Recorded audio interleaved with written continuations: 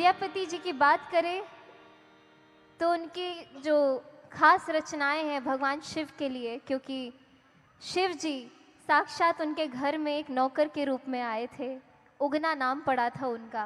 तो उगना महादेव, हमारे बिहार में जितने भी विद्यापति जी के जो शिव जी को लेकर के भजन है उसमें उगना शब्द ज़रूर आप सुनेंगे, उगना महादेव ज़रूर सुनेंगे। तो एक विद्यापति जी की रचना सुनाती हूँ।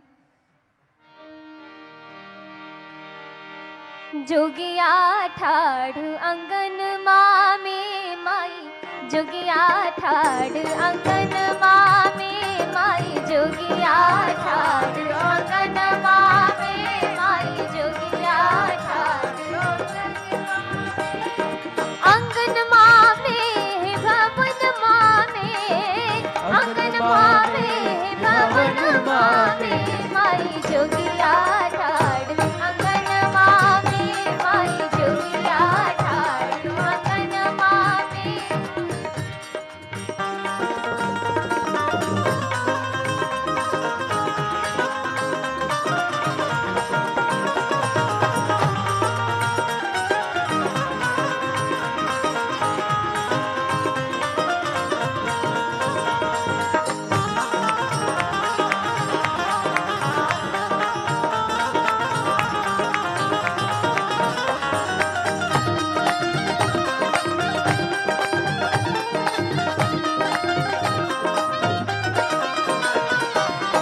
अंग भभूति गले रुद्रमाला, अंग विभूति गले रुद्रमाला,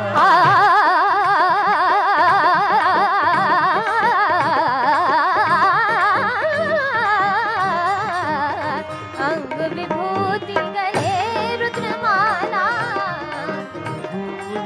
गले रुद्रमाला, चित्र विचित्र पसन मामे, चित्र विचित्र पसन मामे माई, जोगिया ठाड़ अंगन मामे माई, जोगिया ठाड़। भन ही विद्यापति सुनु हे मनाइनी, भन ही विद्यापति सुनु हे मनाइनी, भन ही विद्यापति सुनु हे मनाइनी, भन ही विद्यापति सुनु हे मनाइनी। शिव सनतानी ने भुवन मामे, शिव सनतानी ने